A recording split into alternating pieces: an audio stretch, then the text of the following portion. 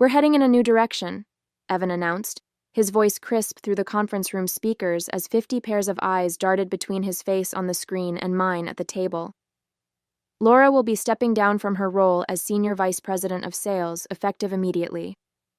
I sat perfectly still, my hands folded neatly over the leather portfolio I'd carried to every major client meeting for the past 12 years.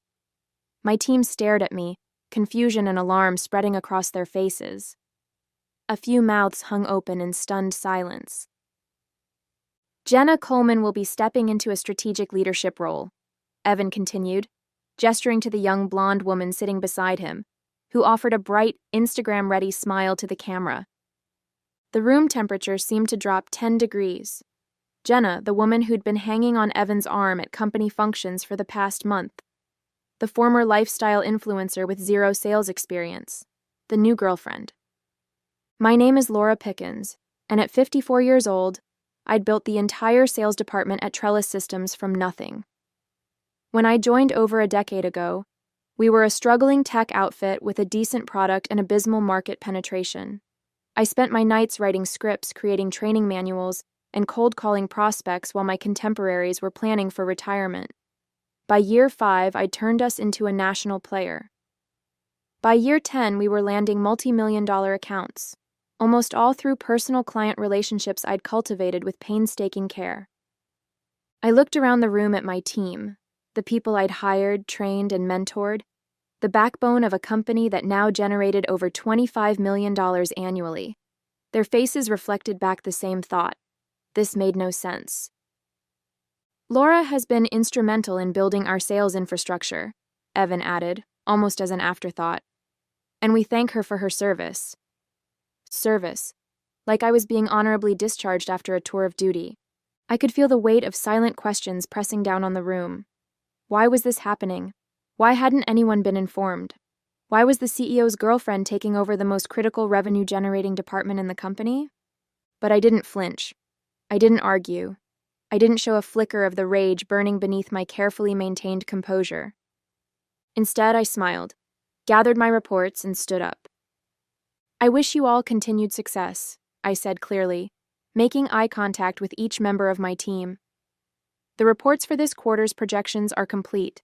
The client contact information is updated. Everything is in order." I nodded once to Evan on the screen, where Jenna was already talking animatedly about fresh perspectives and digital-first approaches. Then I walked out, closing the door softly behind me. They had no idea what they'd just done. I'd seen the warning signs for months, ever since the board had brought in Evan Strickland as our new CEO. He was 38, with the kind of confidence that comes from never having truly failed. His previous startups had been acquired before they needed to show actual profits, and his reputation as a visionary preceded him. Within weeks, he was reshuffling the executive team, bringing in people from his previous ventures. The longtime chief technology officer was the first to go, replaced by someone Evan had worked with at his last company. Then went our chief financial officer. Each time the announcement was framed as moving in an exciting new direction. I'd survived the initial wave by delivering what I always had: results. Our sales numbers were better than ever, despite the turbulence at the top. I thought that would be enough. But I should have known better. In Evan's world, loyalty trumped performance. Personal relationships trumped professional competence. As I cleared out my office, methodically placing 12 years of accomplishments into cardboard boxes, my assistant Valerie hovered in the doorway, her eyes red-rimmed. "This is insane," she said quietly. "Everyone knows it." I carefully wrapped a crystal award, top sales performance North America region 3 years ago, in newspaper. "It's business," I replied evenly. "Nothing personal." "It's completely personal," Valerie argued. "She's his girlfriend. She was posting yoga poses on Instagram 2 months ago, and now she's supposed to run a $20 million sales operation." I placed the wrapped award in my box and looked up at Valerie. For 8 years, she'd been my right hand. She knew every client, every deal structure, every relationship I'd built. "What will you do?" she asked. "Take some time," I said. "Consider my options." I closed the box and sealed it with packing tape, the sound sharp in the quiet office. What about you? Valerie straightened her shoulders. I already told Human Resources I'm giving my 2 weeks' notice. I nodded, unsurprised. Loyalty ran both ways on my team. Do me a favor, I said. Before you go, make sure the contact information for Patterson Healthcare and National Building Supply gets transferred correctly. They've got renewal decisions coming up in the next 30 days. Those 2 accounts alone represented over $5 million in annual revenue. Valerie's eyes met mine, understanding dawning on her face. She nodded slowly. I'll make sure everything is accurately transferred, she said. I smiled, the first genuine one since the meeting. That's all I ask. What Evan didn't understand, what he couldn't possibly comprehend, was that my client relationships weren't attached to the company. They were attached to me. Over 12 years, I had personally cultivated trust with every major account we had, most of which were secured through one-on-one deals, favors, and late-night crisis calls. The trust wasn't with Trellis Systems, it was with Laura Pickens. 3 weeks after my unceremonious departure, I was sitting on my back deck in North Raleigh, enjoying a cup of coffee and the morning quiet, when my phone rang. The caller ID showed Harold Barnes, the purchasing director of Patterson Healthcare, our biggest client. Laura, Harold's familiar voice boomed through the speaker. I've been trying to reach you through your company email, but they said you're no longer with them? That's correct, I confirmed. I recently left Trellis Systems. Left? You practically built the place. Harold sounded genuinely shocked. What happened? New leadership, new direction, I said simply. Well, that explains a lot, he sighed. We had a call with some new person yesterday, Jenna something, and frankly, it was a disaster. She couldn't answer basic questions about our implementation timeline, and she kept referring to us as Patterson Health Systems instead of Patterson Healthcare. I winced inwardly. Patterson was notoriously particular about their brand identity. Anyway, Harold continued, our contract is up for renewal next month, and I wanted to talk to you about the pricing structure before we commit to another 2 years, but now I'm not sure we want to move forward at all. I took a careful sip of coffee. I understand your concerns, Harold. You need a partner who understands your business. We need you, Laura. You've pulled our bacon out of the fire more times than I can count. Remember when our system crashed during the Medicare audit last year? You had your technical team on it within 20 minutes, on a Sunday. I remember, I said. So what are you doing now? Taking some time off? I hesitated, then made a decision. Actually, I've been considering some opportunities. There's a company called Meridian Technologies that's been persistent in their outreach. Meridian was a rising competitor to Trellis, with a similar product suite but a more innovative approach. They'd been trying to hire me for years. Harold was silent for a moment. Meridian, huh? They've pitched to us before. Solid product, but we went with Trellis because of you. I understand, I said neutrally. Would you... Harold paused. If you were to join Meridian, would you be handling the Patterson account? I imagine that would be part of the discussion, yes. Another pause. Then, interesting. Our IT director has been pushing for us to explore alternatives anyway. Maybe we should hold off on that renewal with Trellis, see how things develop. After I hung up, I sat looking at my phone for a long moment. Then I scrolled through my contacts and selected a number I'd saved but never called. Hello, this is Laura Pickens, I said when the call connected. I believe your CEO, Gregory Wilson, has expressed interest in meeting with me. I'd like to schedule that conversation now. The dam was about to break, and Evan Strickland had no idea what was coming. The offices of Meridian Technologies occupied 3 floors of a gleaming glass tower in downtown Raleigh. As I rode the elevator to the executive suite, I reflected on how different this was from my early days at Trellis, when we'd operated out of a converted warehouse with temperamental air conditioning and a coffee machine that worked only on Tuesdays. Gregory Wilson, Meridian's CEO, was waiting for me himself, a courtesy that spoke volumes after Evan's dismissive treatment. In his early 60s, Gregory had the confident bearing of someone who'd built his success brick by brick, rather than through flashy acquisitions. "Laura," he said warmly, extending his hand. "I can't tell you how pleased I am that you finally returned our calls." "Timing is everything," I replied with a small smile. His office had a wall of windows overlooking the city. As we sat down, I noted the framed photos on his desk. Family pictures, not the vanity shots of celebrities and influencers that had begun appearing in Evan's office. "I'll be direct," Gregory said. "We want you to build out our enterprise sales division. You've created something remarkable at Trellis, and we've been watching your work for years." "And what exactly would that role entail?" I asked, though I already had a good idea. "Executive Vice President of Sales and Client Relations. Full autonomy to build your team. Equity in the company.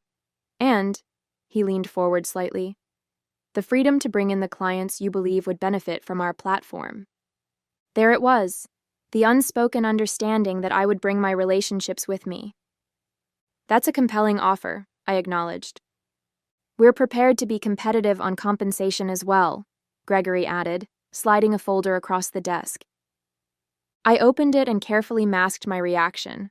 The number was significantly higher than what I'd been making at Trellis, a place where I'd repeatedly been told I was at the top of the pay band for my position. "I'll need to review this in detail," I said, closing the folder. "Of course," Gregory nodded. "Take your time, but I should mention that we're particularly interested in expanding in the healthcare and construction sectors. I understand those were areas where you had some significant wins. Patterson Healthcare. National Building Supply.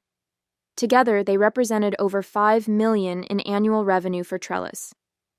"I had some success there," I confirmed modestly.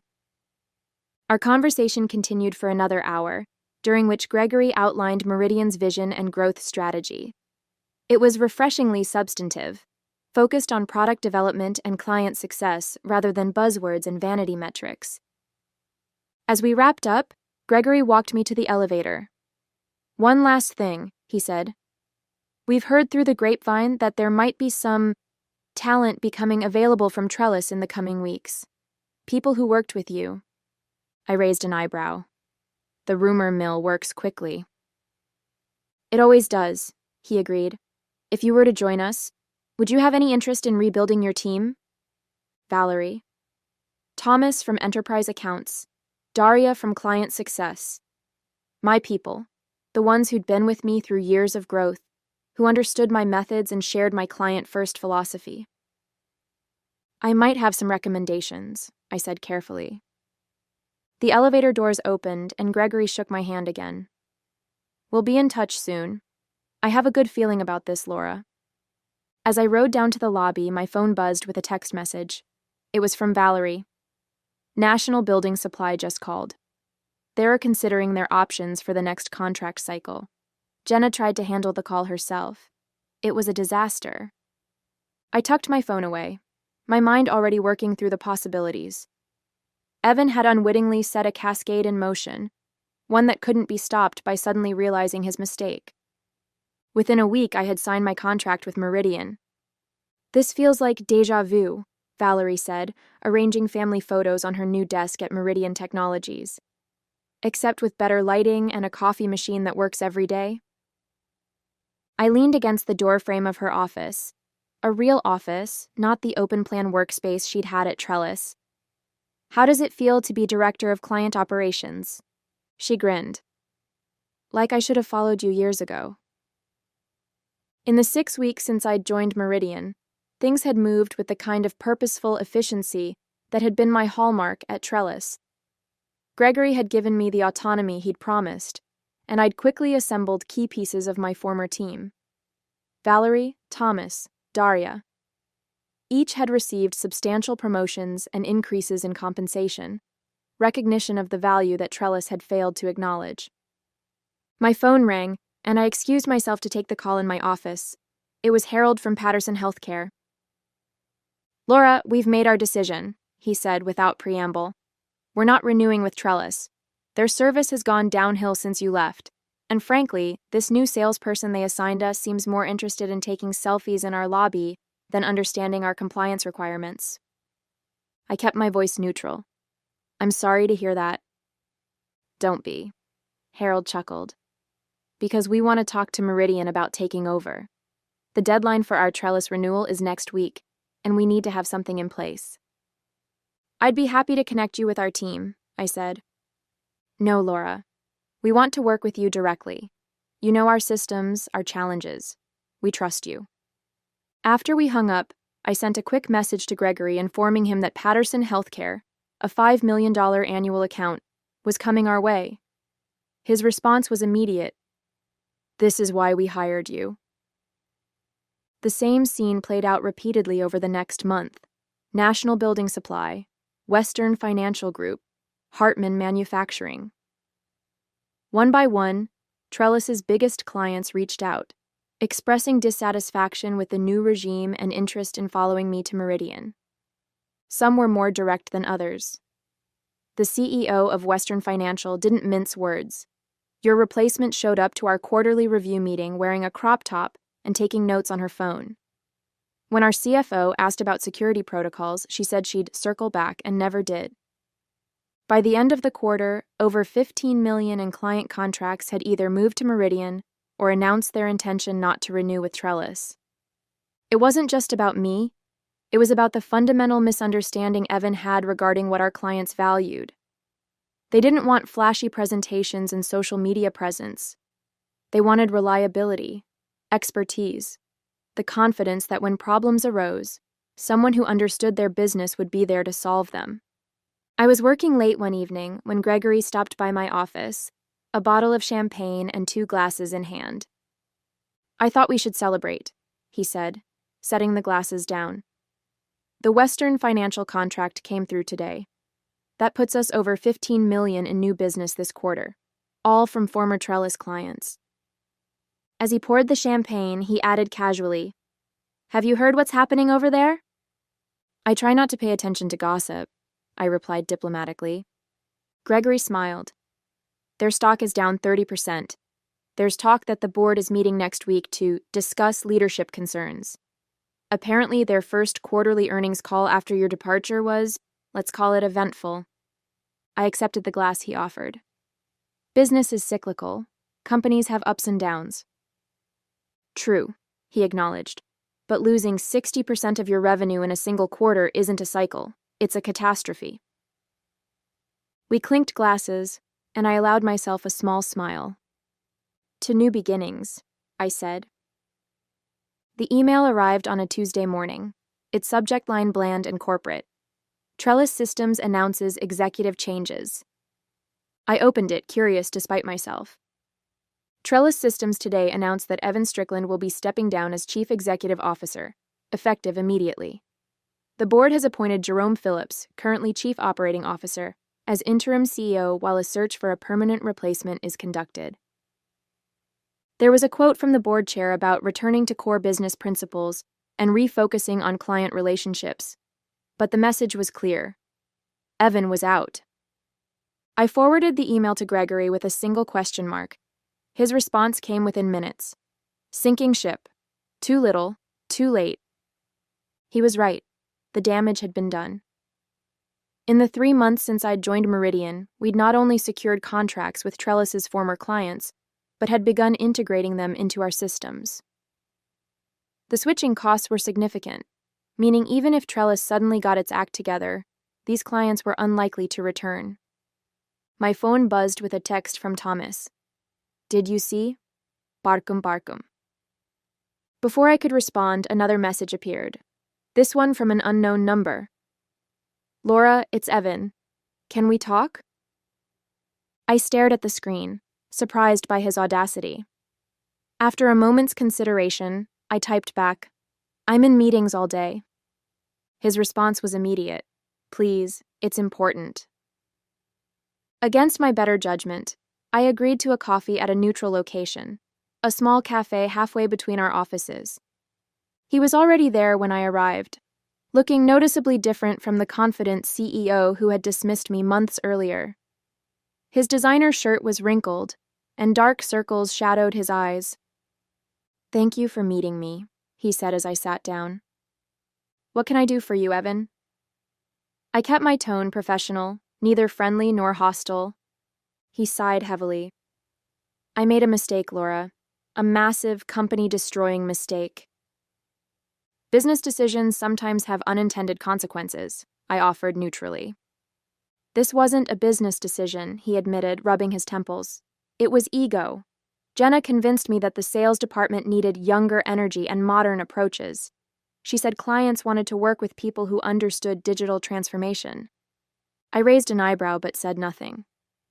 "The board fired her 2 weeks ago," he continued. "After the Patterson account left, they demanded answers. She had no idea how to handle client relationships at that level. None." "And now they've fired you too," I observed. He winced. "Technically, I resigned. But yes." He leaned forward, his voice low and urgent. "Laura, I want to make you an offer. Come back to Trellis. Name your price, your title. The board would approve anything to get the clients back." For a moment, I was speechless. The audacity was almost admirable. "Evan," I said finally, "those clients aren't coming back. They've signed multi-year contracts with Meridian. Their data has been migrated. Their teams have been trained on new systems." "But you could convince them." "I wouldn't even try," I cut him off. "They're happy where they are. We've given them everything Trellis promised, but failed to deliver." He slumped back in his chair, defeat written across his face. "The company is imploding. The board is talking about selling off assets."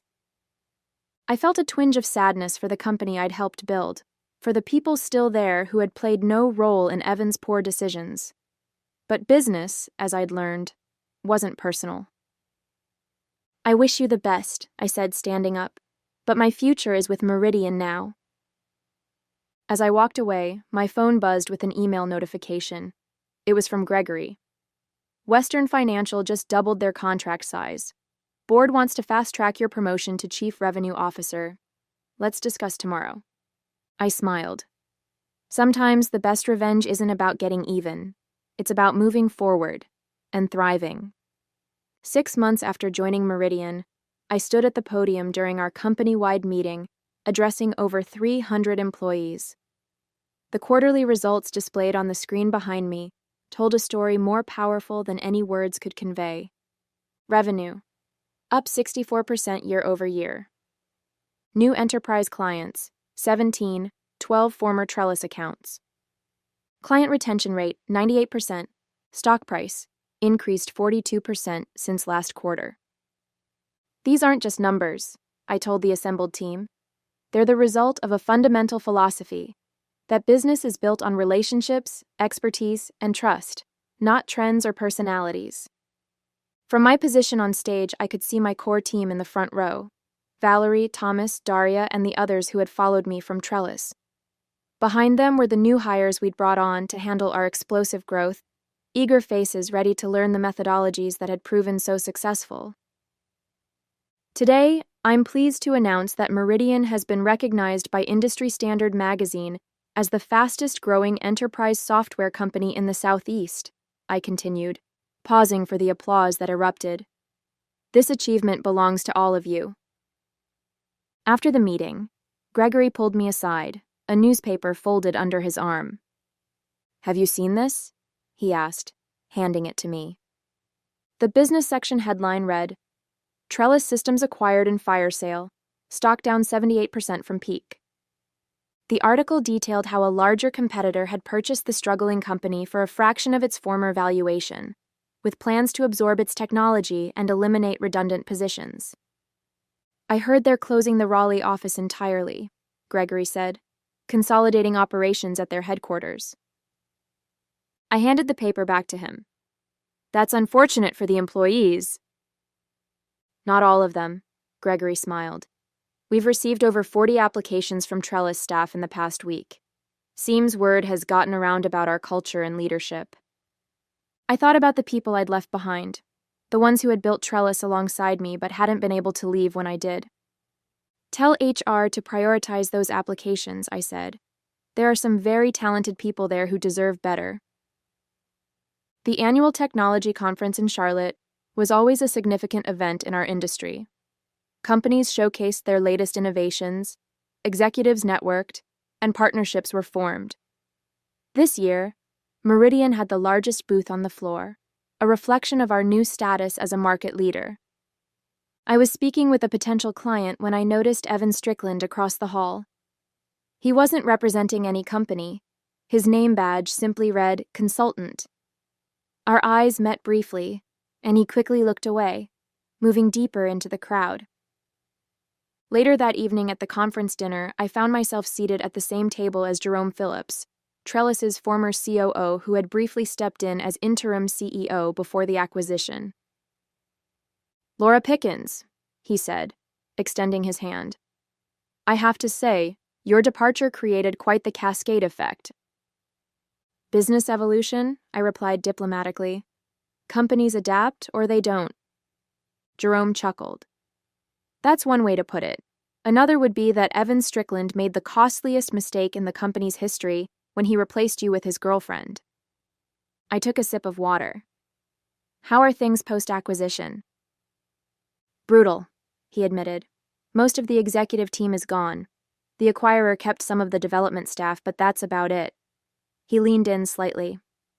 "Between us, Evan's reputation is shot. He's been trying to land another CEO role for months, but no board will touch him after the Trellis implosion." I nodded, but offered no comment.